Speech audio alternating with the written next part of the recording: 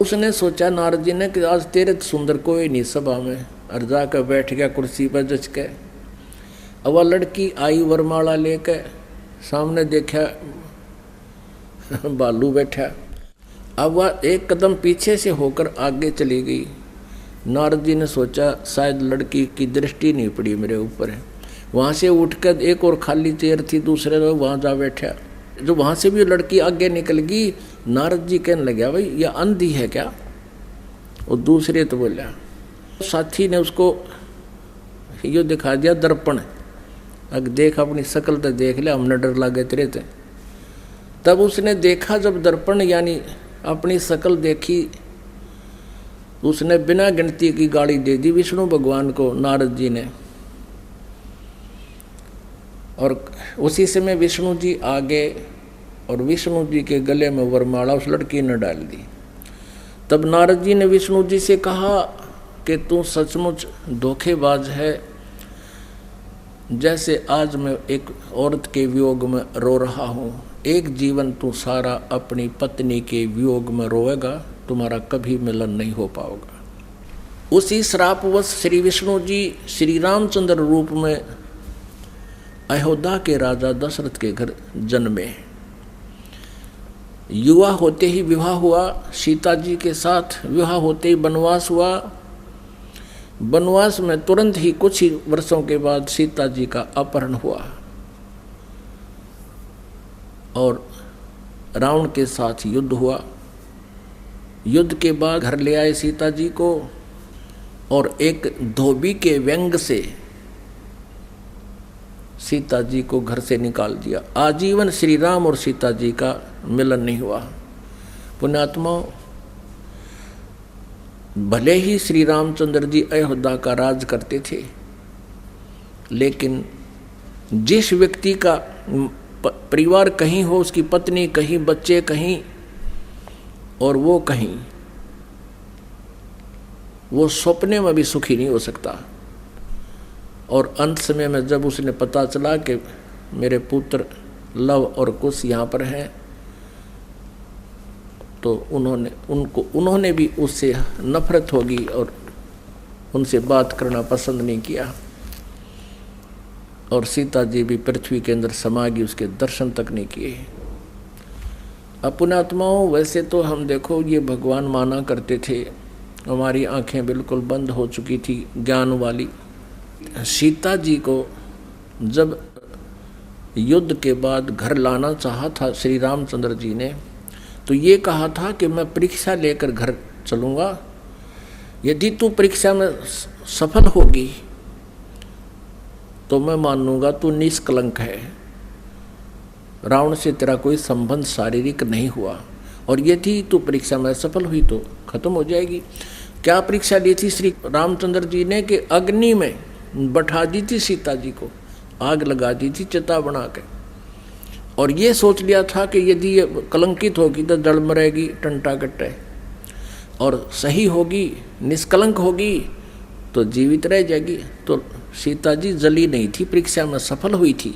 उसके बाद फिर आकर के एक धोबी ने कह दिया, अपनी पत्नी ने कुट्टा था, वह कहता 2 दिन उस तक दुखी होकर अपने चली गई होगी मित्र प्यारी अपनी सहेली के यहाँ, और जब वो वापस आई तो उसने रात ने कुट्टा था और ये कह रहा था कि मैं ये दशरथ का बेटा रामचंद्र नहीं हूँ जो 12 वर्ष रावण के पास रही और फिर उसको अपने घर पे रखे बैठा है।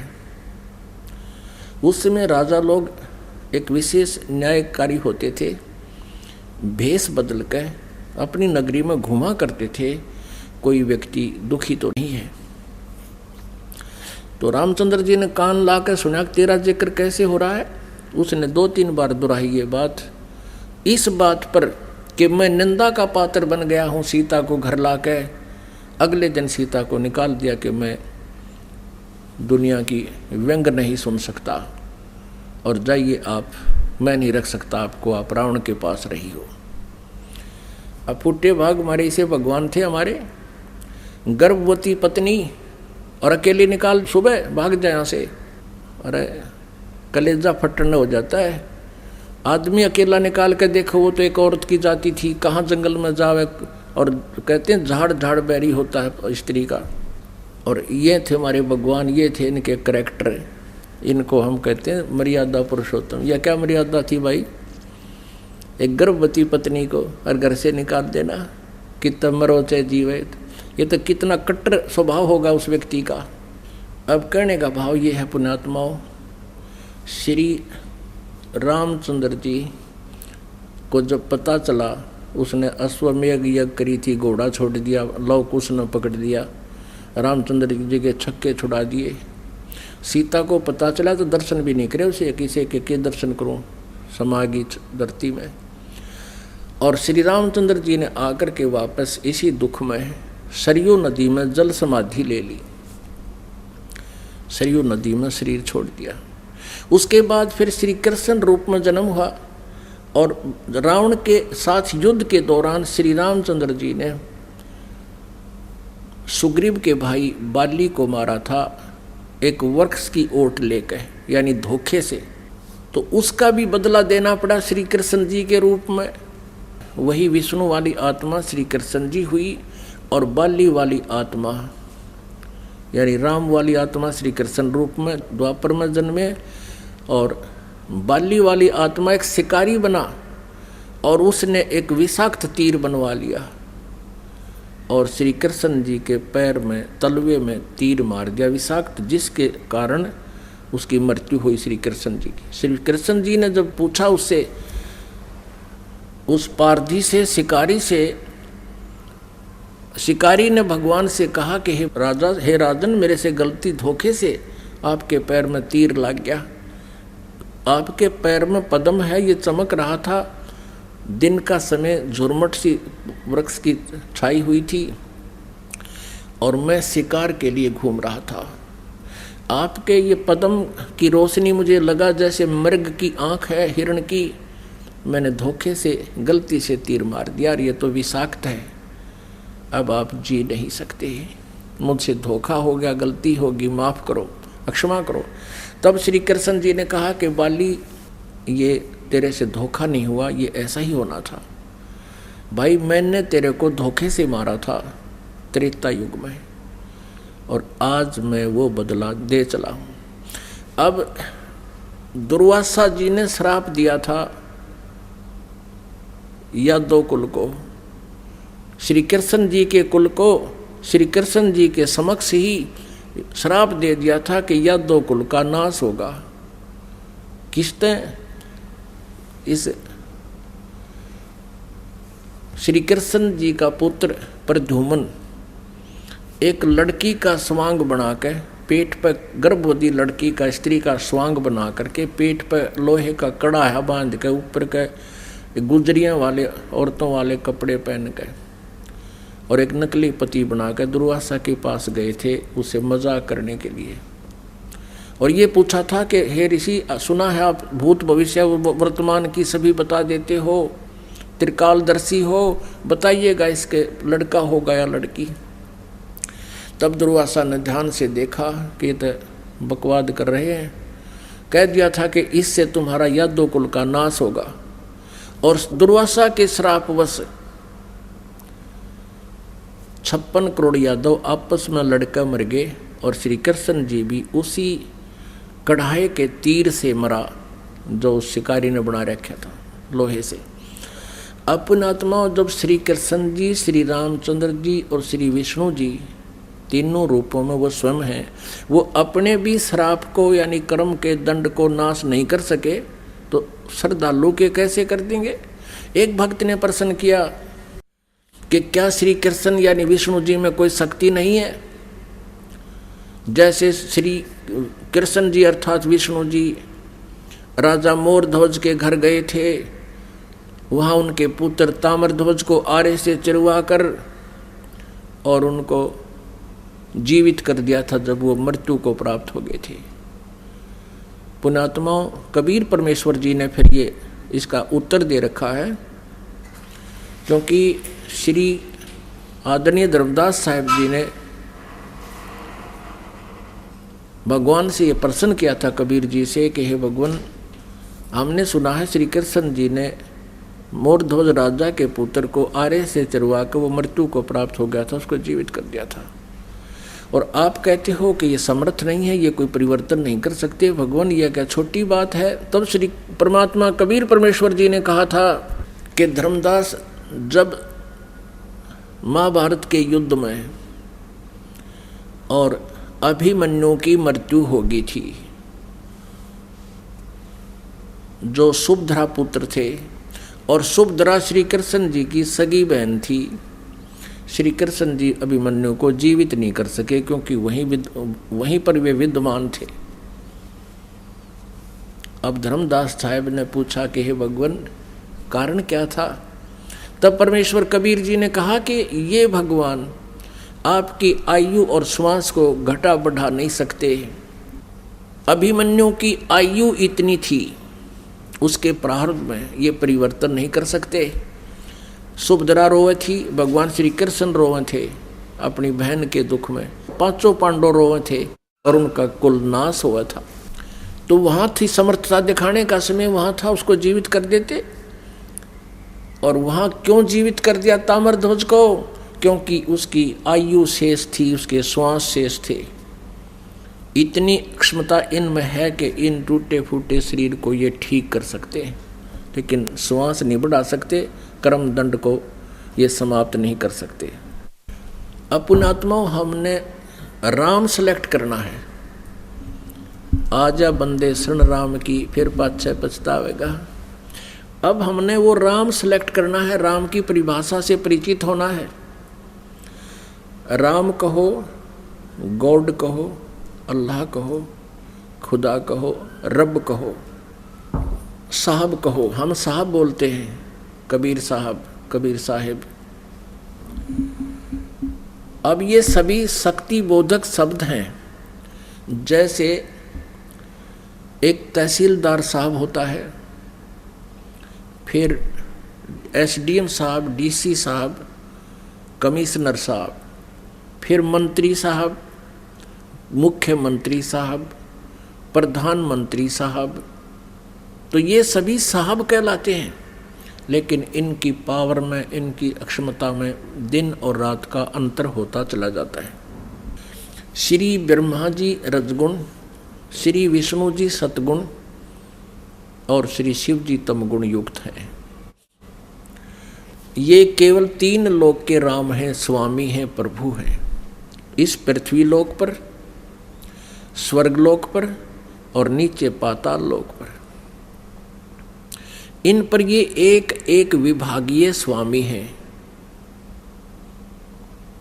जैसे एक राज्य में मंत्री पद होता है, तो मंत्री साहब, तो ये इतने साहब हैं, इतने राम हैं, एक विभाग में एक विभागीय मंत्री हैं इन 3 लोकों में। और एक ब्रह्मांड में तो बहुत से लोग हैं, और फिर असंख्य ब्रह्मांड है। 21 ब्रह्मांड इनके पिता ज्योत स्वरूपी निरंजन सरपुरुष के पास हैं, और वो प्रत्येक ब्रह्मांड में एक मुख्यमंत्री का रोल करता है। ये समझ लो, वो इतना राम है। अब वो इतना राम है, वो इतना साहब है, एक ब्रह्मांड में एक मुख्यमंत्री का रोल करता है और अपने 3 पुत्रों को 3 विभागीय मंत्री बना रखा है, एक एक विभाग के। ये राम है, साहब है। और ऐसे 21 ब्रह्मांडों का ये ब्रह्म स्वामी है, राम है। राम कहो, स्वामी कहो, प्रभु कहो, मालिक कहो। और फिर इसको सरपुरुष भी कहते हैं। और अक्षर पुरुष वो 7 शंख ब्रह्मांड का राम है, साहब है। और परम अक्षर पुरुष, परम अक्षर ब्रह्म, वो ओवरऑल कंट्रोलर है, असंख्य ब्रह्मांड का राम है। गीता जी अध्याय नंबर 8 के श्लोक नंबर 1 में अर्जुन ने पूछा कि हे भगवान, आपने अध्याय नंबर 7 के श्लोक नंबर 29 में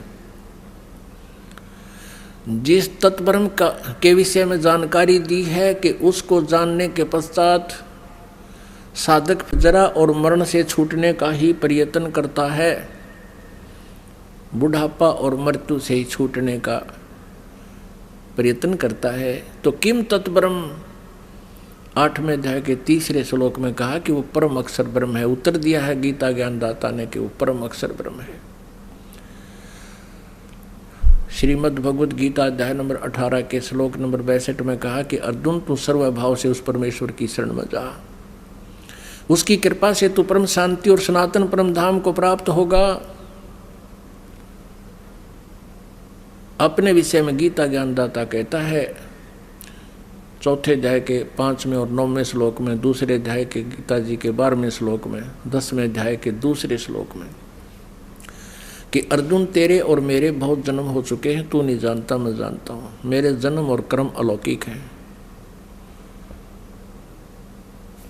पुण्यात्मा, इसीलिए 15वें अध्याय के 1 से लेकर 4 में, 16 और 17 में स्पष्ट किया है कि तत्वदर्शी संत की पहचान बताई है कि उल्टे लटके हुए संसार रूपी वृक्ष को जो सभी विभागों सहित बता देता है वो तत्वदर्शी संत है।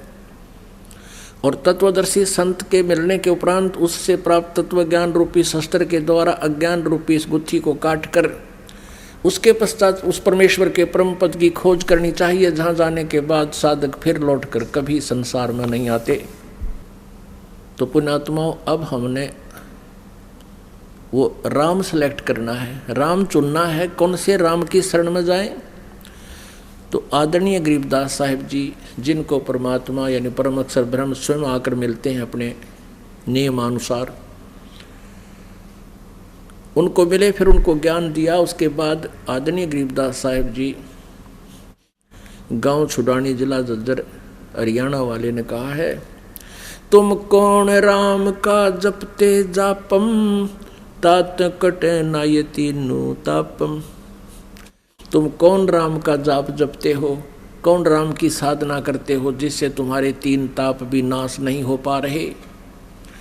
जैसे पांडवों को 3 ताप के अंतर्गत युधिष्ठिर को भयंकर सौपन आने लगे, क्योंकि जो युद्ध में जीव मारे थे उनकी प्रेत आत्माएं युधिष्ठिर को सता रही थी।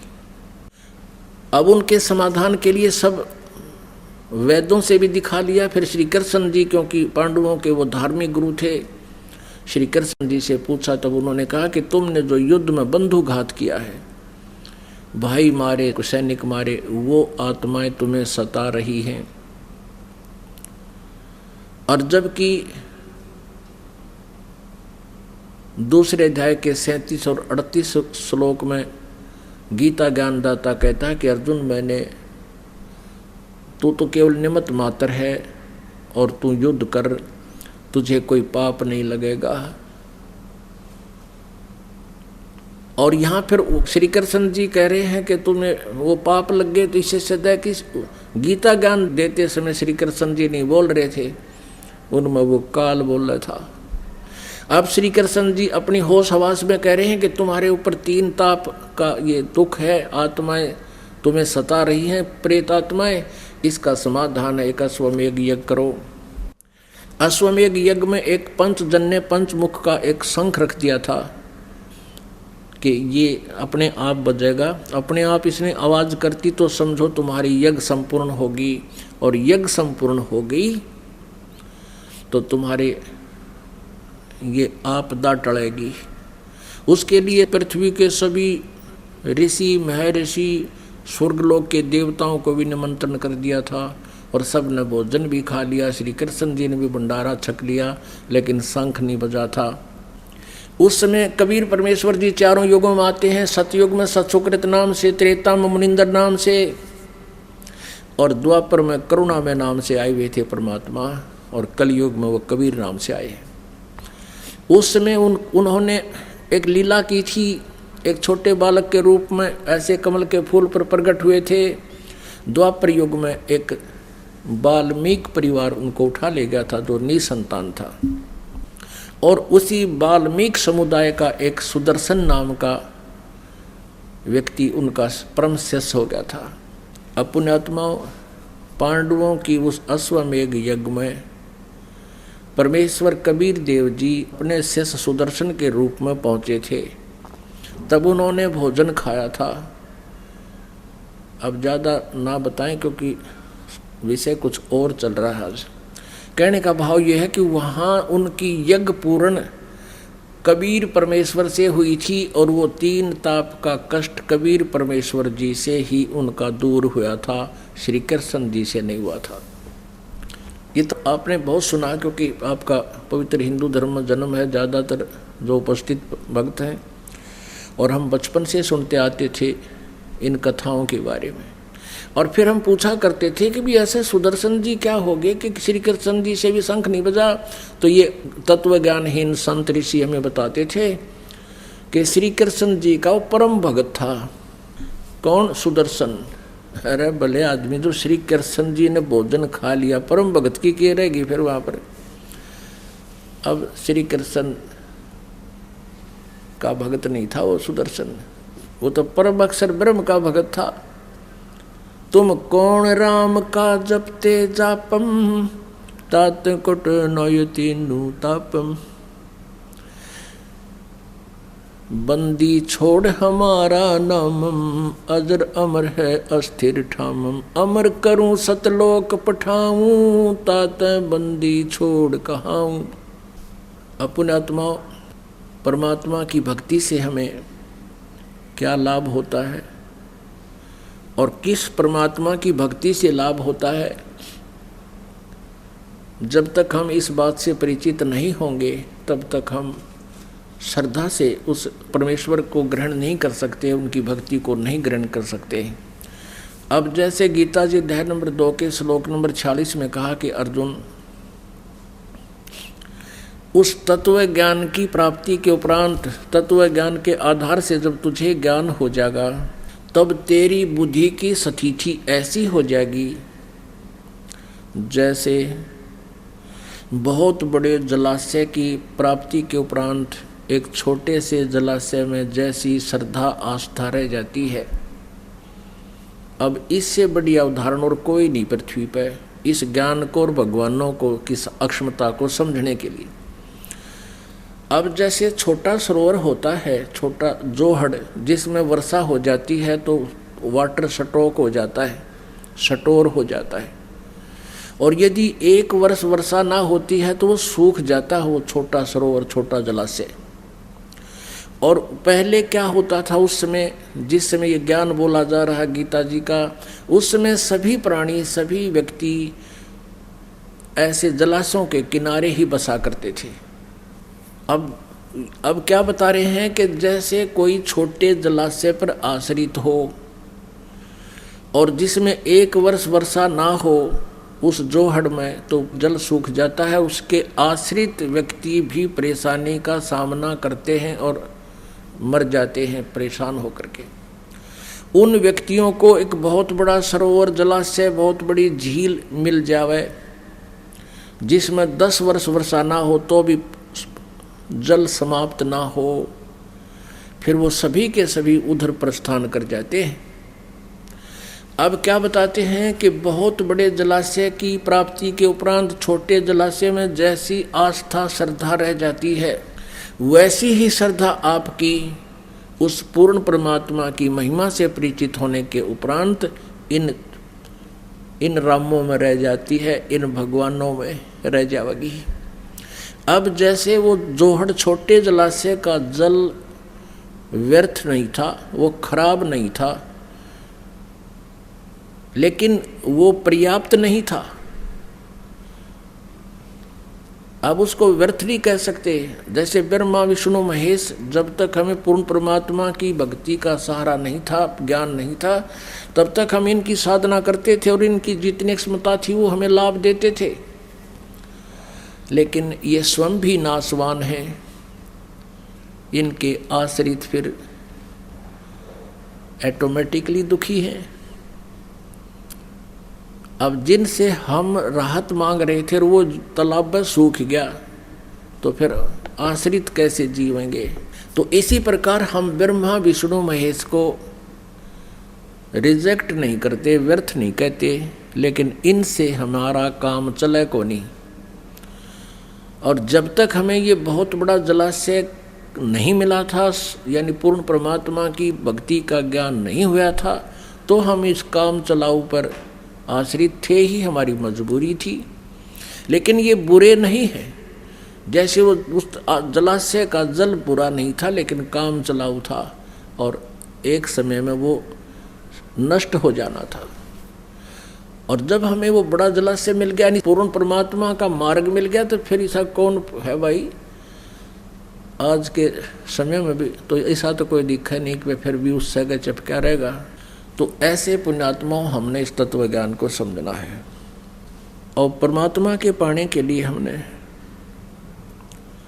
एक विशेष कसक बनानी पड़ेगी। कैसी कसक?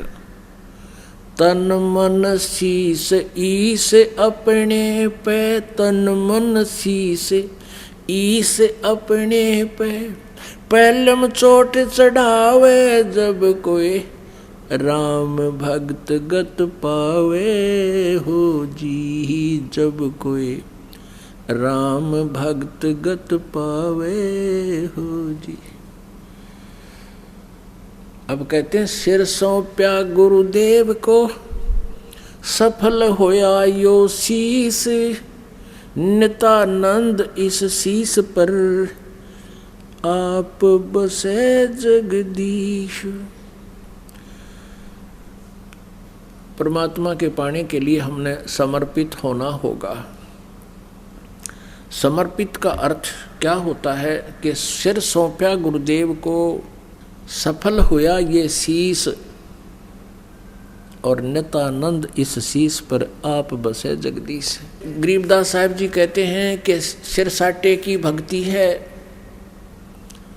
साटे माने सौदा, सिर के सौदे की भक्ति है, और कछु नहीं बात, और सिर के साटे पाइए अवगत अलख अनाथ।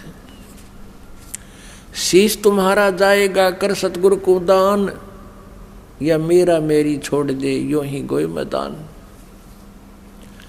अब शीश तुम्हारा जाएगा कर सतगुरु को दान, ये काट के दान देना नहीं, वो तो व्यर्थ हो गया। अब क्या कहा कि सिर सौंप्या गुरुदेव को, सफल होया यो शीश। एक संत था, 4-5 उसके शिष्य आश्रम में रहते थे। वो उनको बताता था कि भाई गुरु जी के वचन पर जो डट जाते हैं, गुरु जी के वचन का जो पालन करते हैं, वो वही सफल होते हैं। भाई जो गुरु वचन पे डट गे, रकट गे फंद 84 के। भाई जो गुरु वचन पे डट गे, रकट गे फंद 84 के। कट गे फंद 84 के, रकट गे फंद 84 के। भाई जो गुरु वचन पे डट गे, रकट गे फंद 84 के। वस्तु मिली ठोड़ की ठोड़, मिटगी मन पापी की दौड़। वस्तु मिली ठोड़ की ठोर, मिटगी मन पापी की दौड़। भरम मिटे मथुरा काशी के, भरम मिटे मथुरा काशी के। भाई जो गुरु वचन पे डट गे, रकट गे फंद 84 के।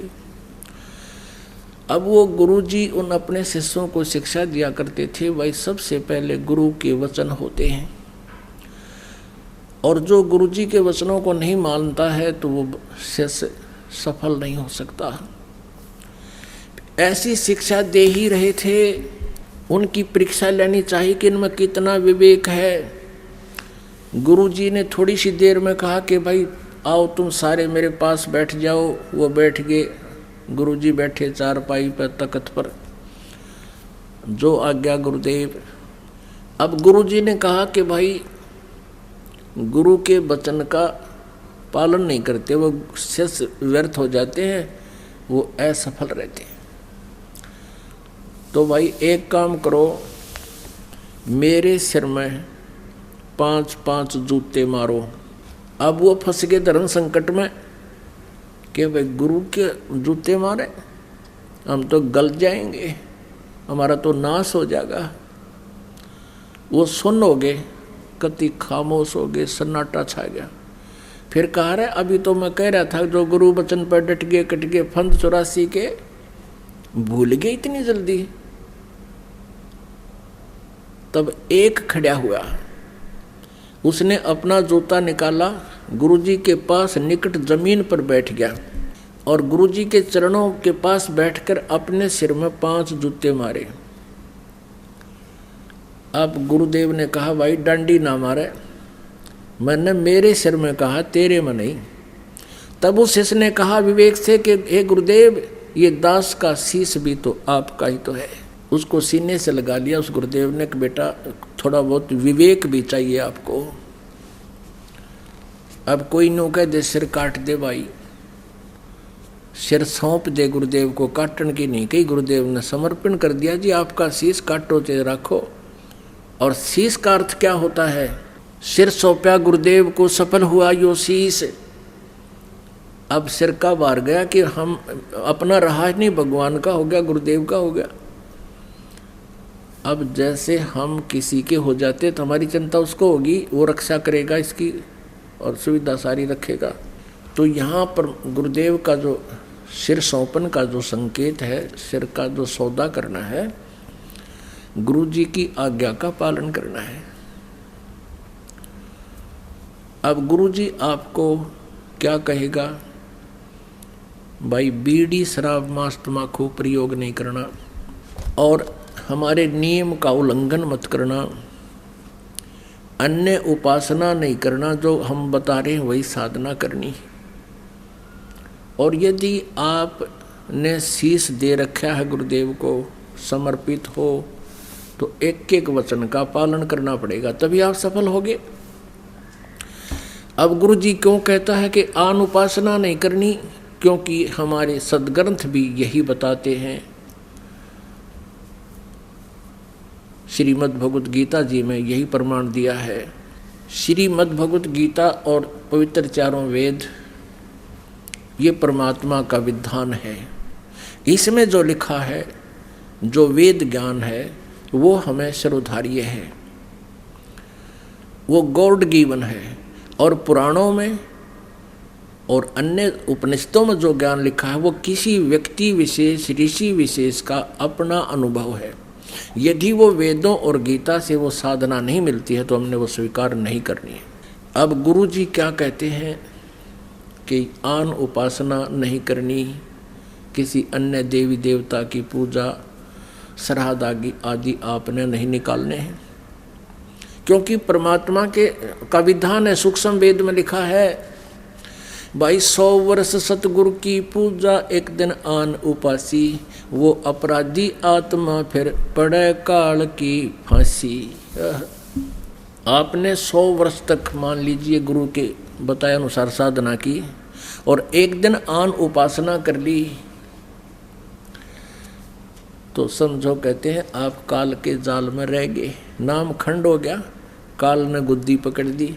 और आपका पुण्य तो वो देगा जितना भी आपने उस समय दौरान कर लिया, लेकिन बात तो यूं की यूं रहेगी। अब परमात्मा कहते हैं सेठ शीतला माई मुसाणी भैरव भूत हनुमंत, वो साहेब से दूर है जो इनको पूजंत। अब पुण्यात्माओं, एक समय गोपीचंद और भर्तरी ये दोनों राजा थे। प्रेरणा हुई, पिछले संस्कारवश इन्होंने राज्य भी त्याग दिया परमात्मा पाने के लिए और गोरखनाथ जी को गुरु बना लिया। अब गोरखनाथ जी ने उनसे कहा, दोनों से, गोपीचंद और भर्तरी से, कि भी तुम मेरी आज्ञा का पालन करोगे? तो उन्होंने कहा कि गुरुदेव हमारा तो उद्देश्य ही परमात्मा पाना है और परमात्मा आपके आदेश से मिलेगा, जो आज्ञा होगी शिरोधार्य। गोरखनाथ जी ने कहा कि जाओ, अलवर का एक राजा है, वो किला बनवा रहा है। राजस्थान में एक अलवर शहर है, अलवर का राजा किला बनवा रहा है और उस किले में तुम मजदूरी करो और मजदूरी निःशुल्क करना, उनसे कोई पैसा नहीं लेना। वहाँ पत्थर ढो और अपने रोटी रोजी के लिए, अपने पेट के लिए, आहार के लिए ओवर टाइम करना कहीं पर। अपनात्माओं, अब इस बात से कोई आम अनाड़ी व्यक्ति न सोचे कि मैं आया तो था भक्ति परमात्मा पाण, और ये डले डोने होते तो अपने घर ने डो लेता। अर्थात गुरु जी की क्रियाओं पर शिष्य यदि कोई विवेचन स्वयं करता है तो वो शिष्य मर्यादाहीन हो जाता है।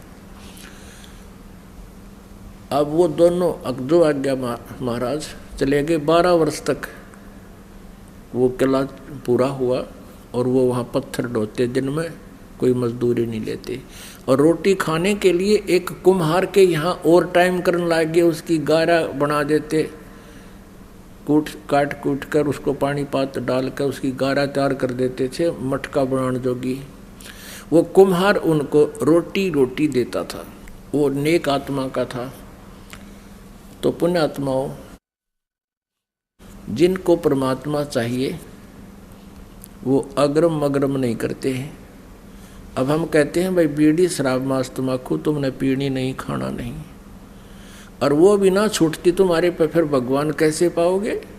फिर तुमने सिर सौंपा क्या? तो सिर नहीं सौंपा आपने, अपनी चला रहे हो अभी तक।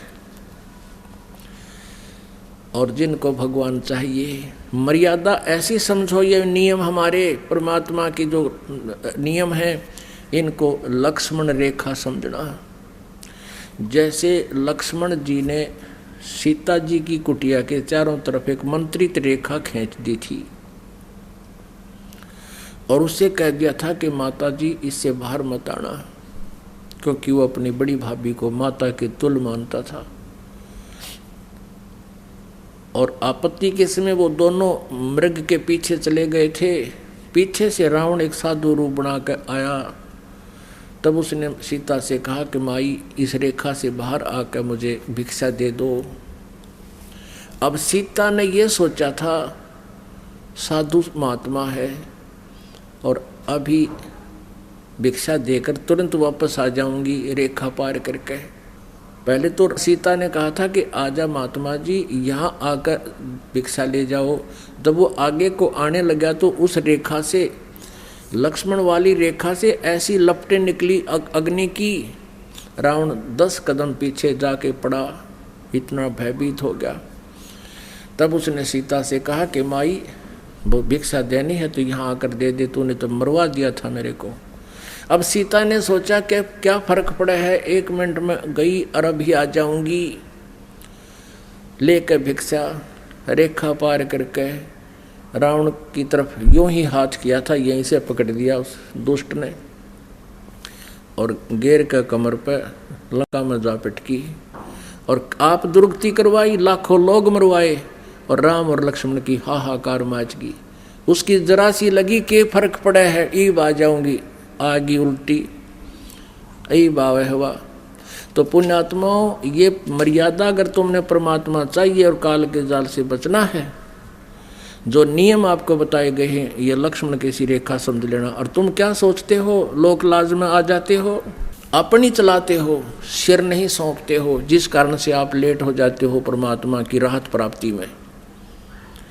सतगुरु के दरबार में कमी काहे की ना, अंसा मौज नहीं पावता तेरी चूक चाकरी माँ। इस सच्चे दरबार में किसी वस्तु का अभाव नहीं है, लेकिन आपके ऊपर रजा नहीं बख्श रहे हैं परमात्मा, तो आपकी कोई चाकरी में, कोई पूजा सेवा मर्यादा में चूक है, उस चूक ने ठीक कर लो और फिर देखना इस परमेश्वर के रोज नए चमत्कार होंगे आपके घर पे।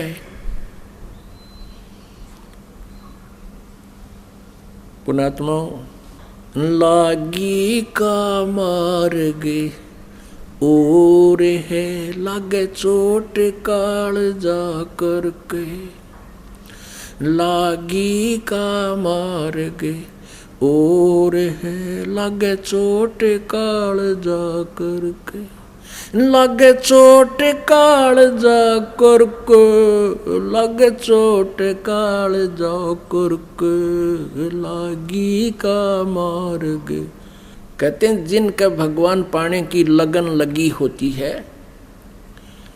उनका तो रास्ता न्यारा होता है। कैसे बताया है? बन बीच भरतरी भूप ने एक मारा ताणे निशानो, बन बीच भरतरी भूप ने एक मारा ताणे निशाना। कोई घड़ी सदी थी आवन की साधु का हो गया आना, कोई घड़ी सदी थी आवन की साधु का हो गया आना। कोई मुआ मृग जवाह दियो नत तारे धरो न बाणा, कोई मुआ मृग जवाह दियो नत तारे धरो न बाणा।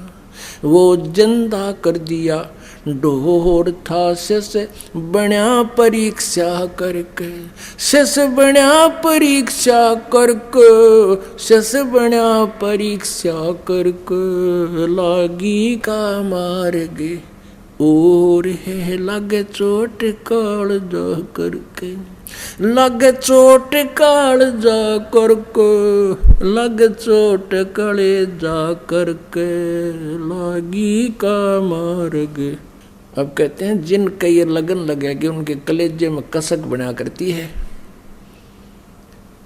और फिर वो पीछे मुड़कर नहीं देखते।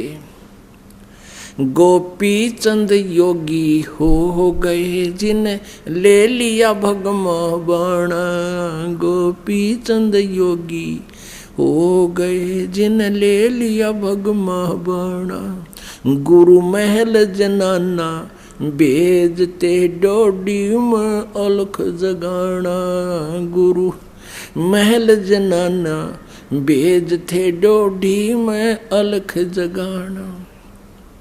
व्यंजन 3600 छोड़ के भिक्षा का भोजन खाना, व्यंजन 3600 छोड़ के भिक्षा का भोजन खाना। तन पड़ गया कमजोर था ना खाया उदर भर के, ना खाया रे उदर भर के, ना खाया रे उदर भर के। लागी का मार्ग, लागी का मार्ग और है लग चोट काल जा करके, लग चोट काल जा करके, लग चोट काल जा करके। लागी का मार्ग और है लग चोट काल जा करके। बाजीद कहे उठाओ ऊंट को लोग कहें ये मुआ, बाजीद कहे उठाओ ऊंट को लोग कहें ये मुआ। रही कुछ उठन आली चीज रही ना गया ओडे सलानी सुआ, भाई रही उठन वाली चीज नहीं गया ओडे सलानी सुआ। कुछ नकसक बिगड़या है नहीं बाजीदा अजरज हुआ, कुछ नकसक बिगड़या है नहीं बाजीदा अजरज हुआ। जिन किया अचंभा घोर है तजा राज काल से डर के, तजा राज काल से डर के, तजा राज काल से डर के। लागी का मार्गे और है लग चोट काल जा करके, लग चोट काल जा करके, लग चोट काल जा करके। लागी का मार्ग और है लग चोट काल जा करके। कुएं में शेख फरीद ने किसी मीठी बोली भाषा, कुएं में शेख फरीद ने कैसी मीठी बोली भाषा। तुम चुन चुन कागा खा ली और मेरे हाडा पर का मासा, तुम चुन चुन कागा खा ली और मेरे हाडा पर का मासा। मेरे दो नैना मत छेड़ियो रे मोहे राम मिलन की आशा। मेरे दो नैना मत छेड़ियो रे मोहे राम मिलन की आशा। जिन करी तपस्या घोर थी वो ओहे आसर और के। वो होए आसर और के, वो ओहे आसर और के। लागी का मार्ग और है लग चोट काल जा करके। लग चोट काल जा करके, लग चोट काल जा करके। सुल्तानी मगन बैराग में जिन तज दिया बलख बुखारा।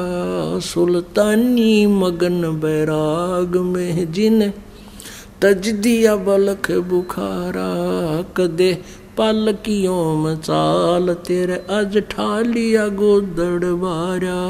कदे पालकियों में चाल तेरे अज ठालिया गोदड़ बारा। सब संगी छोड़ी रोवती रोवे था कुण बासारा। सब संगी छोड़ी रोवती रोवे था कुण बासारा। वहाँ शोर मचा रणवास में ना देखा पीछा फिर के। ना देखा पीछा फिर के, ना देखा रे पीछा फिर के। लागी का मार्ग और है लग चोट काल जा करके। लग चोट काल जा करके, लग चोट काल जा करके। लागी का मार्ग और है लग चोट काल जा करके। पीपा दरिया में कूद गया जिन कैसी करी डठाई। पीपा दरिया में कूद गया जिन कैसी करी डठाई। वो नरपाड़ा जीत गए जिन सिर धड़की बाजी लाई। वो नरपाड़ा जीत गए जिन सिर धड़की बाजी लाई। कह मंगलानंद चेतियो कुछ सोच समझ मेरा भाई। कह मंगलानंद चेतियो कुछ सोच समझ मेरा भाई। बिन चेते ये झूठा शोर है कुछ जाइयो रे सुकर्म करके। कुछ जाइयो सुकर्म करके, कुछ जाइयो रे सुकर्म करके। लागी का मार्ग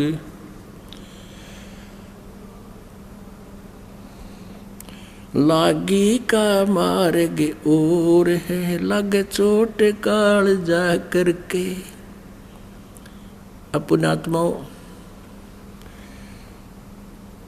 इन बातों को जिन महापुरुषों ने परमात्मा पाने के लिए कितनी कुर्बानी की है, कितने सैक्रिफाइस किया है, अब परमात्मा हमें याद दिलाते हैं कि जिस परमात्मा को, जिस लोक को पाने के लिए उन सर्व सुविधाओं को भी त्याग कर और अपने जीवन की परवाह ना करते हुए साधकों ने साधना की है, तो कैसा होगा वो देश, कैसा होगा वो लोक और कैसा होगा वो भगवान। आप जी परमात्मा से क्या मांगने आते हो? ये भगवान एक कार हो जाए, कोठी हो,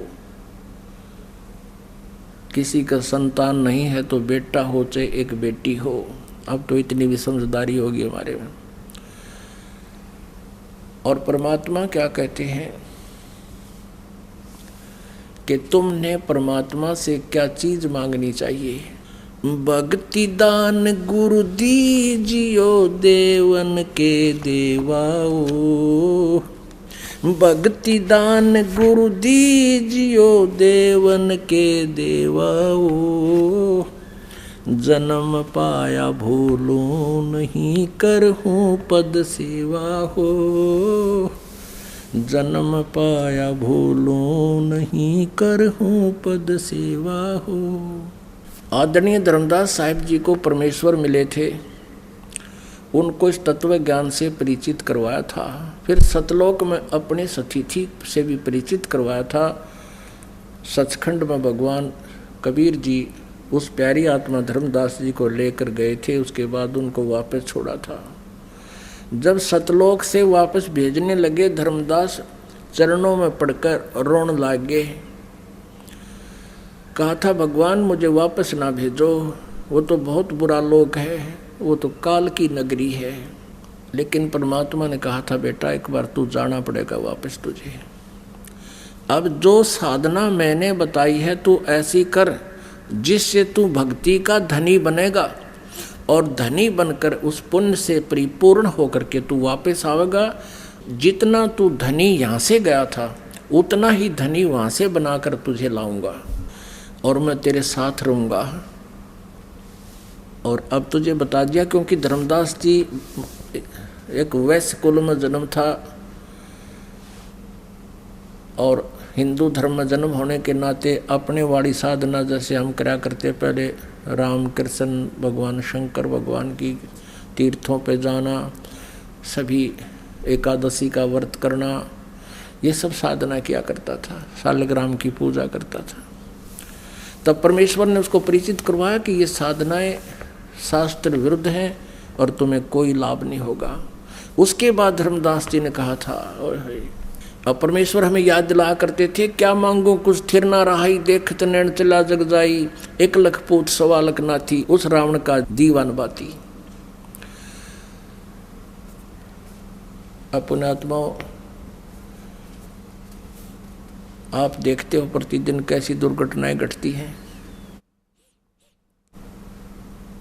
जैसे आप, क्योंकि जो बड़े लोगों के साथ घटती हैं वो याद रहती हैं, गरीब आदमी तो रोज मरते जीते हैं बेचारे। परमात्मा कहते हैं, कबीर कहाँ गर्भियो काल गह करकेश, और ना जाने कित मारेगा यू के घर के परदेश। अब जैसे एक आंध्र प्रदेश के मुख्यमंत्री जी थे, अब हम भगवान से मान लीजिए ये मुख्यमंत्री पद भी मांग लिया और वो दे दे और भक्ति ना करी, क्योंकि मुख्यमंत्री बनकर फिर कर ली भक्ति, फिर तो सारा दिन और चिंता ना निमटती उसकी। भक्ति नहीं कर सकता इतने उच्च पोस्ट पर जा करके जब तक उसको तत्व ज्ञान गहराई से नहीं होगा। तो जितना आपके पास धन और सुख बढ़ता चला जाएगा उतना ही आप भक्ति से दूर, भगवान से दूर होते चले जाओगे। परमात्मा से केवल इतना ही मांगना चाहिए कि साईं इतना दीजिए जिसमें कुटुंब समावे, हम भी भूखे ना रहें, अतिथि ना भूखा जावे। और फिर समय आने दे। कुटुंब समान का अर्थ होता है रिक्वायरमेंट ऑफ द फैमिली। परिवार की जो आवश्यकताएं आपकी होंगी और आप सच्ची भक्ति कर रहे हो, सच्चे दिल से कर रहे हो, भगवान पर छोड़ दो, फिर समर्पित हो जाओ। फिर देखना आपके किसी प्रकार की कोई भी रिक्वायरमेंट हो लेकिन आवश्यक होगी तो मालिक आपके हाजिर खड़ा पाओगा। अब एक अरुणाचल का मुख्यमंत्री था, ये तो अभी 1-1.5 साल के अंदर अंदर की दुर्घटनाएं हैं, और उन दोनों मुख्यमंत्रियों के 3-3, 4-4 दिन में सौंप आए थे, और ना जाने उनकी कितनी इच्छाएं थी, ये कर दूंगा, वो कर दूंगा, अब ऐसे करूंगा, वहाँ जाके वो उद्घाटन करूंगा। अब उद्घाटन तो रह गया, दरिया दराया। तो पुण्यात्माओं, परमात्मा जैसे आपने इस वाणी में सुना है, कुछ जाइयो सुकर्म करके, कुछ जाइयो सुकर्म करके। परमात्मा कबीर जी भी क्या बताते हैं, मन नेकी कर ले 2 दिन का मेहमान, मन नेकी कर ले 2 दिन का मेहमान, मन नेकी कर ले 2 दिन का मेहमान। जोरू लड़का कुटुंब कबीला, 2 दिन का ये तन मन का मेला। जोरू लड़का कुटुंब कबीला, 2 दिन का तन मन का मेला। अंत समय उठ चले अकेला, ये तज माया मुंडान, मन ने की कर ले, 2 दिन का मेहमान, मन ने की कर ले, 2 दिन का मेहमान। कहाँ से आया कहाँ जावेगा, तन छूटे तब कहाँ समावेगा। कहाँ से आया कहाँ जावेगा, तन छूटे तब कहाँ समावेगा। आखिर तुझको कौन कहेगा, गुरु बिन आत्म ज्ञान, मन ने की कर ले, 2 दिन का मेहमान, मन ने की कर ले, 2 दिन का मेहमान। कौन तुम्हारा सच्चा साईं, झूठी है ये सकल सगाई। अब कहते हैं तेरा सच्चा भगवान स्वामी कौन है, उस परम पिता को जान। और यहाँ तो ये रिश्ते नाते तो असच्छाई हैं, जब तक जीवन है तब तक ये जुगाड़ जुड़ रहा है। कौन तुम्हारा सच्चा साईं, झूठी है ये सकल सगाई।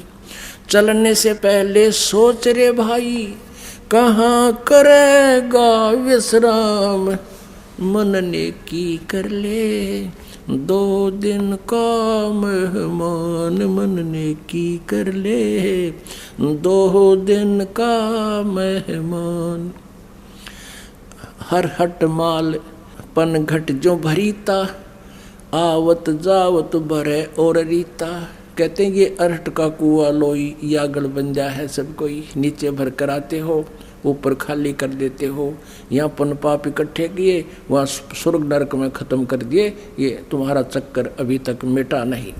हर हट माल पनघट जो भरीता, आवत जावत भरे और रीता।